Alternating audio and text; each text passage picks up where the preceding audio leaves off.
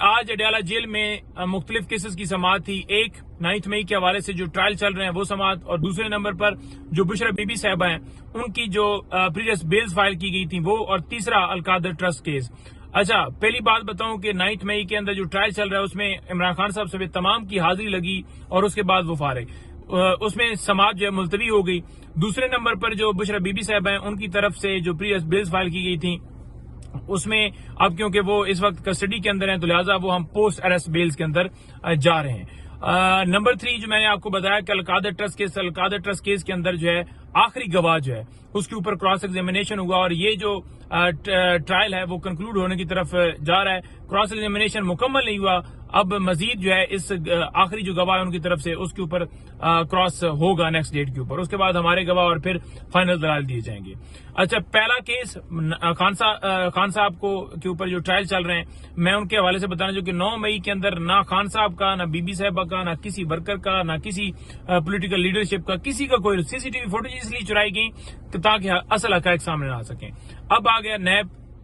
القادر trust case کے اندر کیا ہے. القادر ٹرسٹ کیس کے اندر جتنے گواہ ہیں, ایک گواہ نے بھی عمران خان صاحب یا بی بی صاحبہ کے خلاف گواہی اس حوالے سے نہیں دی کہ انہوں نے کوئی فائنینشیل بینیفٹ لیا ہو. وہ ٹرسٹی ہیں القادر ٹرسٹ میں, اور جو پیسے آئے تھے سپریم کورٹ کے اکاؤنٹ میں آئے تھے 190 ملین پاؤنڈ, اور وہ حکومت پاکستان کو جا چکے ہیں, لیکن پھر بھی کیس یہ چلایا جا رہا ہے, لیکن اللہ تعالیٰ کرم کرے گا. اچھا, اس کے علاوہ جو مختلف درخواستیں اسلام آباد ہائی کورٹ کے اندر تھیں, ایک تھی کہ بشرا بی بی صاحبہ کو جو وہاں پر اہلکاریں تھیں جب ان کو بریت کے آرڈر ہوئے اس کے بعد انہیں رہا کرنا تھا, لیکن رہا نہیں کیا گیا, باہر گیٹ سے بھی نہیں لایا گیا, اندر سے ہی انہیں دوبارہ جو ہے وہ اریسٹ کیا گیا, بلکہ میں کہوں گا اغوا کیا گیا, کیونکہ یہ ایک بڑا کوانسیڈنٹ ہے. آج اسلام آباد ہائی کورٹ کے اندر بھی یہ کہا گیا کہ یہ کیسی بات ہے کہ ایک ٹائم کے اوپر ہی ایک بریت والا معاملہ ہوتا ہے اور ساتھ ہی وارنٹ بھی ہوتے ہیں, ایک ہی دن ایسا کوانسیڈنٹ کیسے ہو سکتا ہے. تو یہ ایک پری پلان تھا کہ یہاں سے ہوگا تو دوسرے میں اٹھا لیا جائے گا, اور یہی آج اسلام آباد ہائی کورٹ نے کہا کہ 108 اگر تحفے ہیں تو 108 دفعہ آپ گرفتار کریں گے, 108 دفعہ ٹرائل آپ کریں گے. تو مطلب یہ چیزیں ساری آپ کو پتہ ہونی چاہیے کہ ایک کیس جو ہے اس میں سزا دی جاتی ہے ایک جرم کے اوپر, اس کے بعد پھر اسی جرم کے اوپر دوبارہ ٹرائل کیا جاتا ہے, پھر تیسرا اب چوتھا کیس جو ہے وہ سٹارٹ کیا گیا توشہ خانہ کا. تو میں آپ کو بتانا چاہوں گا کہ اسلام آباد ہائی کورٹ میں جو اہلکاروں نے وہاں پر دھکے مارے, اور جو ان اہلکاروں کو جو ہے اور سپرنٹینڈنٹ اڈیالہ جیل ان کو پارٹی بنایا گیا تھا, اس میں اسلام آباد ہائی کورٹ نے کہا کہ آپ سپرنٹینڈنٹ اڈیالہ جیل کے پاس جائیں, وہاں جا کر ان کو درخواست دیں, اور پھر اس کے بعد جو بھی اس کے اوپر سدباب ہوگا, انکوائری شروع کرتا ہے نہیں کرتا, پھر ہم اس کے اندر دوبارہ رجوع کریں گے متعلقہ فورم کے اوپر. اس کے آگے میں اگر بڑھوں تو میں یہ بتاؤں کہ اسلام آباد ہائی کورٹ کے اندر ہی جو بی بی صاحبہ کے اوپر مقدمات کی تفصیلات ان کو مزید کسی مقدمے میں نہ گرفتار کرنے کے حوالے سے, اور جو ہے وہ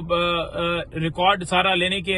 حوالے سے یہ ساری ایک پٹیشن دائر کی گئی تھی جس کے اوپر سماعت یہ ہوئی ہے کہ انہوں نے جو دوسری پٹیشن لگی ہوئی تھیں ہماری ان کے ساتھ اسے کلب کر دیا ہے. تو اب وہ پٹیشن بھی کیونکہ سماعت کے لیے فکس ہو چکی ہیں, جس میں نیب نوٹسز کو ہم نے چیلنج کیا ہوا تھا نمبر 1, اور اس کے بعد جو بشرا بی بی صاحبہ اور خان صاحب کی غیر قانونی گرفتاری تھی جو ہے اس کو چیلنج کیا گیا تھا. تو یہ سارا معاملہ اب اسلام آباد ہائی کورٹ میں کلب ہو چکا ہے, اور اس میں بہتر ایک خوشائن بات یہ ہے کہ کم سے کم اس بینچ کے اندر چیف جسٹس ہائی کورٹ عمر فاروق صاحب نہیں ہے. جو بیڈ نیوز ساری ہیں تو بیڈ نیوز کیسز جھوٹے, اور پھر اس کے اندر کاروائیاں چل رہی ہیں, لیکن ایک ہلکا سا بھی وہ ہمیں چونکا نظر آتا ہے تو ہم کہتے ہیں کہ چلو یہ تو بہتر ہے کہ فلاں بندہ نہیں بیٹھا.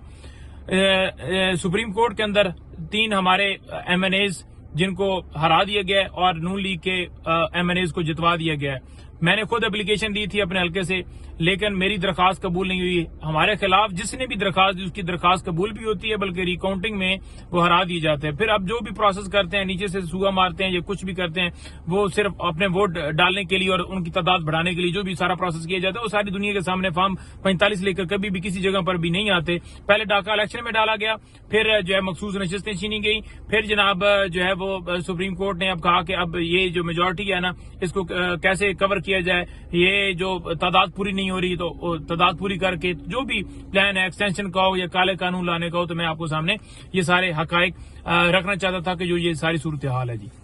آج کی کیسز کی یہ تفصیلات ہیں, کل کے حوالے سے میں آپ کو مزید اپڈیٹ کروں گا. بہت شکریہ.